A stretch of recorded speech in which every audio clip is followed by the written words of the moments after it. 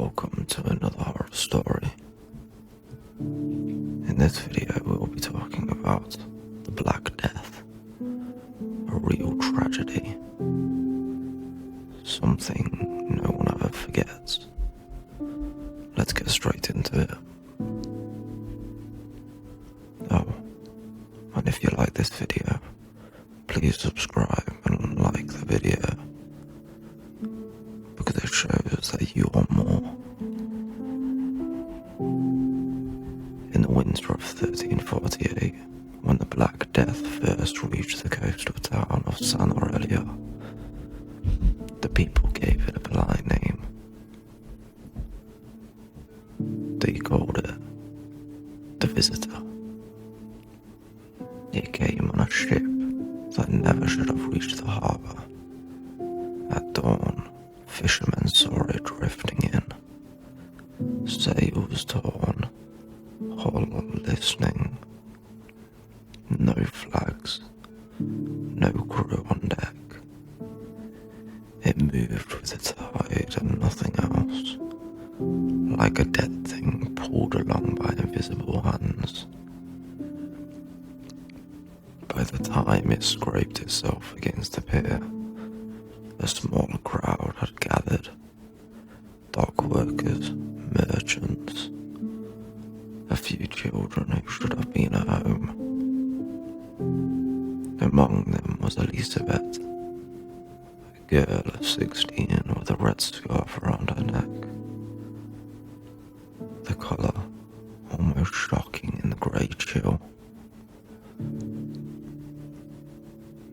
Her father, Matteo, was a port inspector. It was his duty to climb aboard. "Stay back," he told Elisabet, though he didn't look away from the ship. It was smeared with something dark around the railing. Not fresh, not rain. Something else. "Is it from the east?" a merchant asked him, voice too eager. "Spices? Silk?" Matteo didn't answer. He climbed the rope ladder, boots slipping slyly on the frozen rung. The deck greeted him with silence. No shouting, no creaking of ropes, only the slow slap of water against the hull. He walked past abandoned coils of rope, barrels that hadn't been tied down, crates with their lids askew. He found the first body near the main mast. The man was crumpled as though he'd simply sat down and never stood up again. His skin was a dull, waxen colour, lips slightly parted. The dark swelling bulged at the side of his neck, distorting his features. Matteo jerked back, hands to his mouth. Everywhere he went, below deck, in the cabins, near the galley, he found more bodies, slumped over tables, curled on the floor. A kind of stillness clung to them, as if they had tried to move at the last moment, but could not. The air was thick with a faint, sour smell beneath the salt. They had died quickly, but not peacefully. Matteo stumbled back to the rail and called down. "No one comes aboard, no one." The crowd below stirred, uneasy.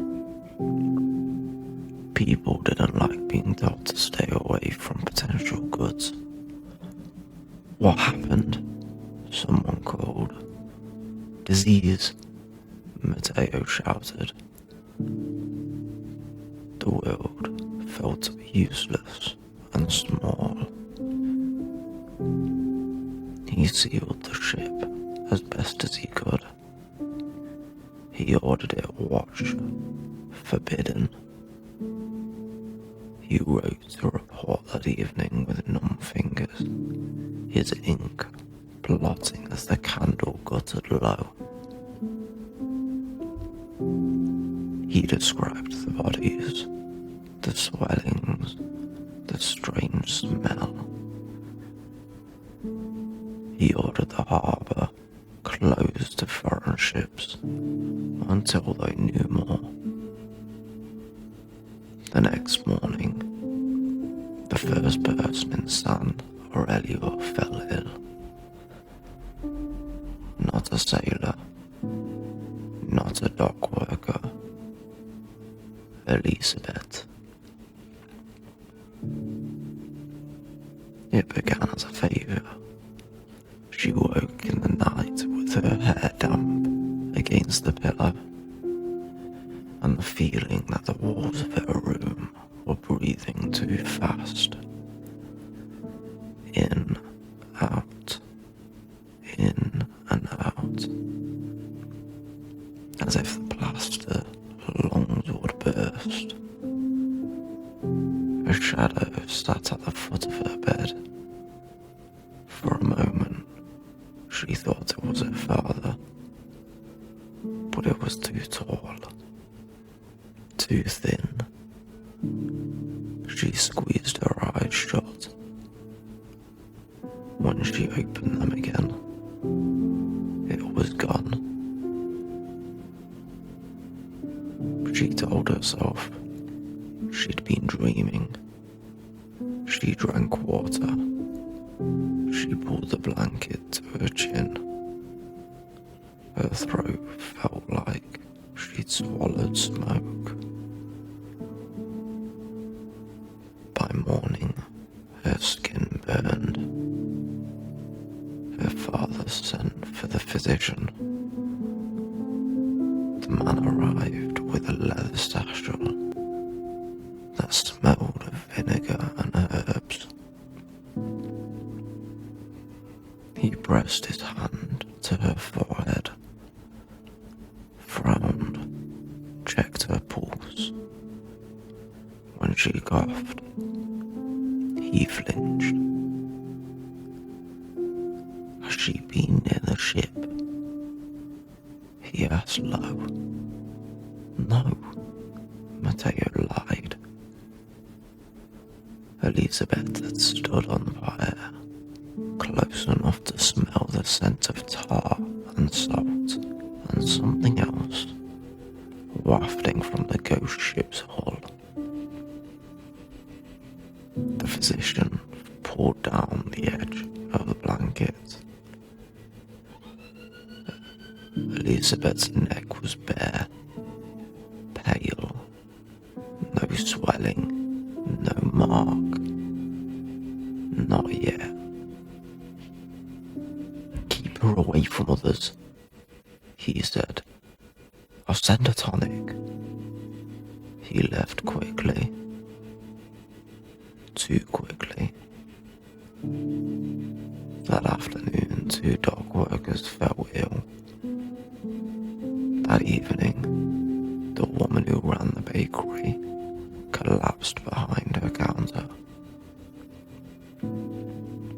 By nightfall, the bells of the church tolled once, twice, 3 times, for 3 fresh dead brought in from the outskirts of town. They began to say the visitor had slipped off the ship and walked the streets. On the second night of her illness, Elisabet dreamed of the ship. She stood on its deck, barefoot, cold but not wet, and each step sounded too loud, echoing into a vast emptiness where there should have been sky. The horizon was gone.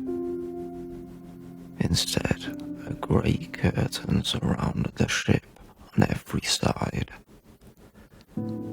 as if it sailed in a world of fog and bone-coloured air. The bodies were gone. Everything was gone, except a single figure standing at the bow. It wore a cloak that might have once been black, but faded into a tired charcoal, edges frayed as though worn down by touching too many doors, too many bedsides. When it turned, Elisabet saw that it had no face. Not exactly where a face should be. There was a smooth, pale skin, as blank as old parchment. But as she stared, shapes pressed up from beneath it. Eyes, mouth, and nose, only to sink away again, like fingers in water.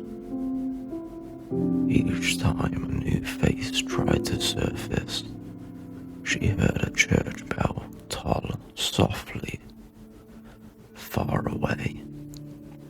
"Who are you?" Elisabet whispered. A dozen mouths moved beneath the skin, forming words that never quite became sound. Then at last, something broke through. "I am the one you made room for," it said. Its voice was not loud, but it filled her head, pushing out her own thoughts. For a moment, she couldn't remember her father's name, her mother's voice, the way the town smelled after rain. There was only that voice and the slow, steady rocking of a ship that had no sea.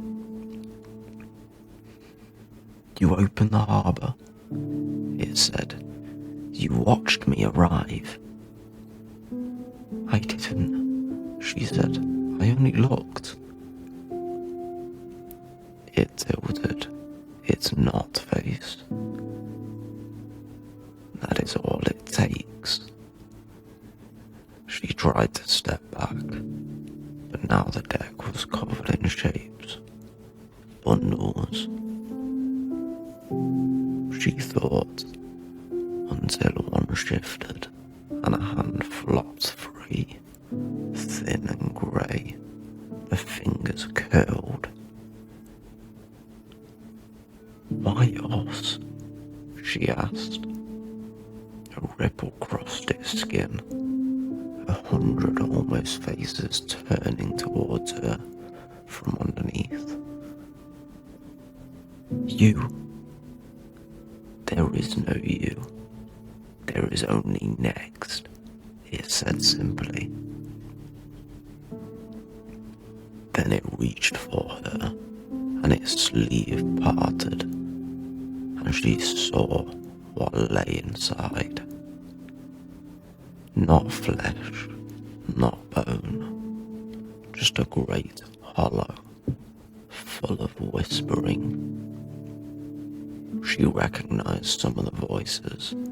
They belonged to the sailors, to the dock workers, to people she hadn't met yet. But she knew she would if she lived long enough.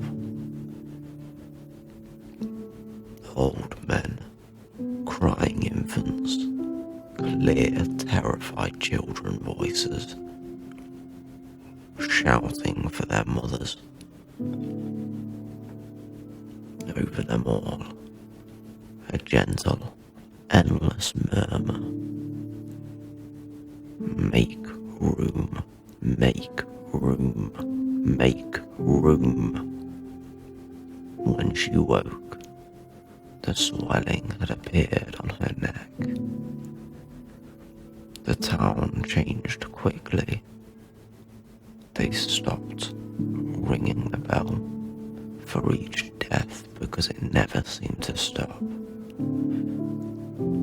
They dug trenches up on the hill instead of single graves.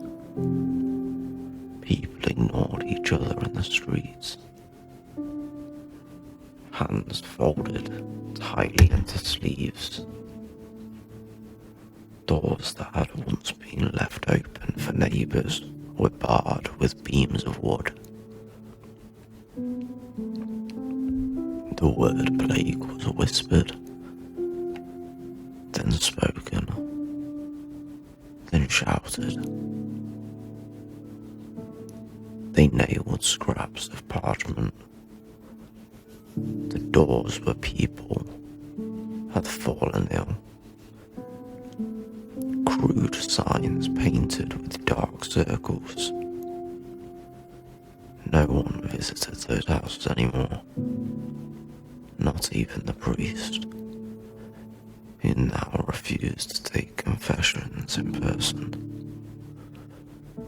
One evening, Matteo returned from carrying bodies to the hill and found another mark on his own door. This one wasn't ink. It was dark, soft, bruising smudged, as though thin fingers had pressed there and lingered a moment too long. He scrubbed it until his knuckles split. Inside, his daughter's fever burned higher. Elisabet's world shrank to the bed, the window, and the shifting shadows in the corner of her vision. She saw faces there sometimes, dissolving when she tried to focus.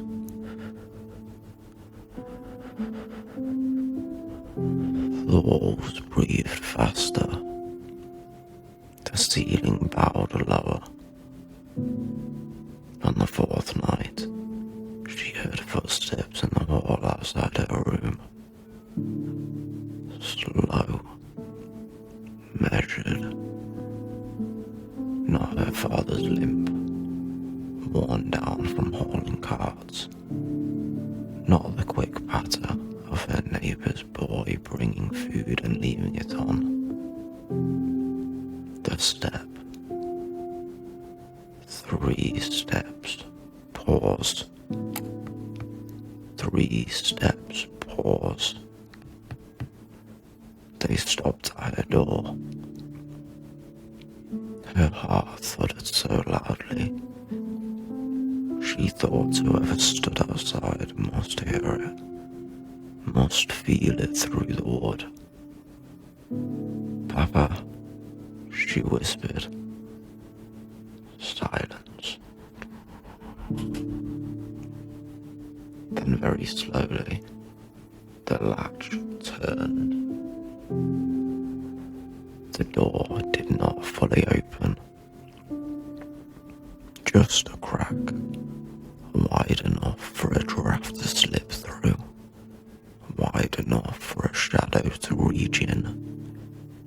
"Do not be afraid," the voice from her dream said, though her name never passed its lips.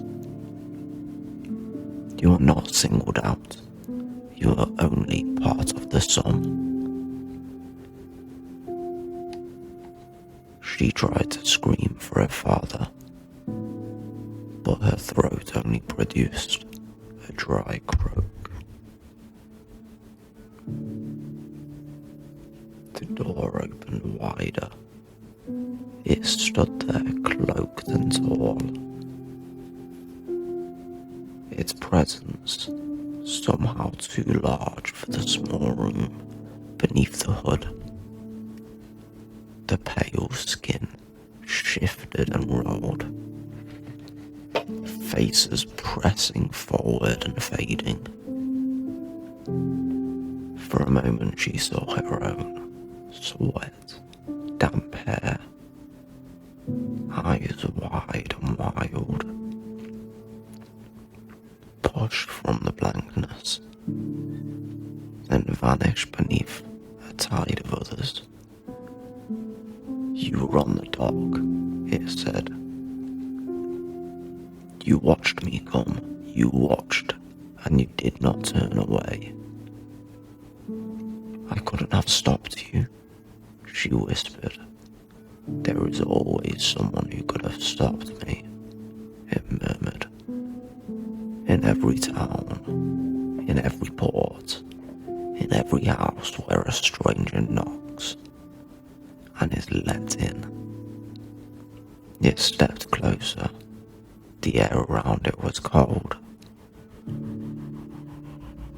but not the natural cold of winter. This was the absence of warmth itself, the kind found in cellars where light has never touched stone. I tried to close the harbour, she said, desperate. My father, Your father closed the gates when I was already inside, it said. Door after door, shut tight. How generous you are with the locks once the horse has bolted. Something in its tone, almost amused, vaguely pitying, made her skin crawl worse than any touch. You are cruel, she forced out. Cruel. The shifting faces all seemed to smile at once beneath the skin. You sing songs of war and call it glory. You starve your own and call it order. I am a mirror, nothing more. Its sleeves lifted, and again she saw the hollow inside, full of whispering. This time, the voices were clearer. Elisabet, they called softly. Elisabet, come. Her grandmother, who had died when she was only just a child, the old baker whose shops now stood locked and cold, the boy who used to race her along the harbour wall, their names fluttering through her like dry leaves. They are waiting, said the visitor. There is always room for one more. In the days that followed, San Aurelio emptied. Some fled into the countryside, carrying the visitor with them in their lungs, under their skin. Others stayed, waiting for relief from the distant king, from the church, from some mercy that never arrived. The priest stopped holding mass and began digging trenches instead. The ship in the harbour continued to rot. Its hull saged and sagged. Its mast leaned, stormed clawed at it. Yet whenever anyone glanced towards the pier from the safety of the hill, it seemed, inexplicably, to be a little close to land. Burn it, someone said at last. It's full of death, another answered. Death is already here, Matteo growled. His hands were raw, his eyes ringed in grey. When he closed them, he saw his daughter reaching out to him, fingers shaking when he opened them. He saw only the empty doorway of her room. He gathered the remaining men who could still stand. They carried torches and oil. That evening, as the sky bled into purple, they went down to the harbour. The stench met them halfway. It was heavier now, like the old cloth left damp too long. Rats skittered along the rope and vanished into cracks. The men boarded the ship, sloshed oil on the decks into the hold. Against the warmed planks of the cabin. "Ready?" Matteo asked. They nodded, though no one looked at him for long. He touched the flame of his torch to the oil. Fire took gladly. It spread in quick fingers, licking at wood, at old cloth, at ropes slick with salt. The men retreated to the dock, watching as the ship crackled and flared, sparks leaping into the darkening sky. As the flames climbed, something strange happened. For a moment, just for a moment, the fire stopped moving. It froze in place, a sculpted wave of orange and gold. The smoke hung in the air as though someone had drawn it in their ink. The crackling ceased. The waves against the hull went silent. The world held its breath. On the burning deck, a single figure appeared. It stood at the bow, cloaked and still, its edges flickering with the fire as though light itself could not decide whether to touch it.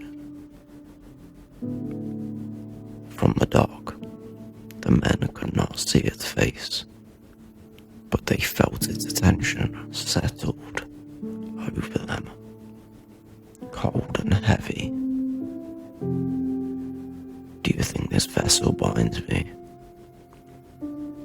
The voice came, not into their ears, but into their bones. "I rowed this ship to your shore because you built it. I rowed your trade, your hunger for cloth and spice and coin. I rowed your greed." Matteo staggered back, the torch slipping from his hand and clattering to the stone. "You cannot burn what you are," the visitor said.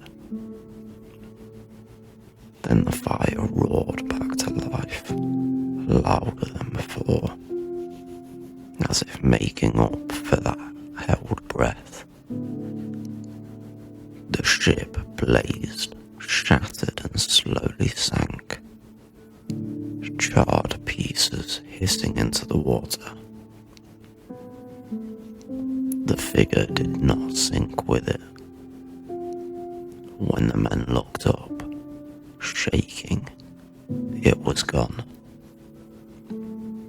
That night, the bells of the church rang again, long and low, not for any single dead, but for the town itself. Years passed. San Aurelio never fully recovered. The plague burned through, as all fires do, leaving behind empty houses. And the few who survived, marked in ways no one could see above their sleeves. Children grew up playing in the streets where windows stayed shuttered for no good reason, where people avoided the pier even when the fish were plentiful. They told stories that winter. Most of the stories were wrong. They said the ship arrived with no name on its prow. It had one. They said the bodies on board had eyes that never closed. They did. They said the town had been spared the worst by a brave priest or a noble family or a miracle. It hadn't. No one spoke of the girl who had stood on the dock in her red scarf, watching. No one spoke of the inspector who had tried to burn a single ship, as if that could destroy the road the visitor walked on. But sometimes on fog-heavy mornings, when the tide was high and the air so still that even birds seemed to hold their flight, people swore they saw another vessel out on the horizon. Just a shape, just a suggestion, drifting, always drifting. If you stood on the pier with the mist curling around your ankles and listened closely past the slap of waves and the creak of ropes, you might hear something else. A soft, endless whisper, as if 1,000 mouths were speaking against your skin from very far away. Make room, make room, make room. And if you stay too long, watching, something might turn. Its not face toward you from that distant shrouded deck.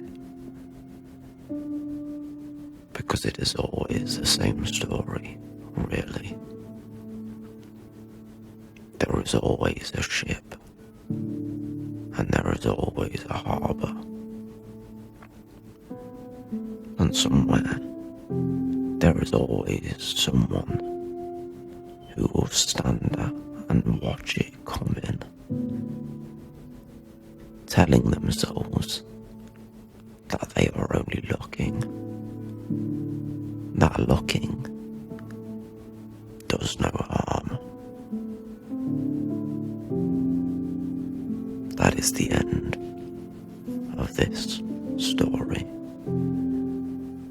If you enjoyed and would like to see more, please subscribe to the channel and like this video. And we will see you tomorrow.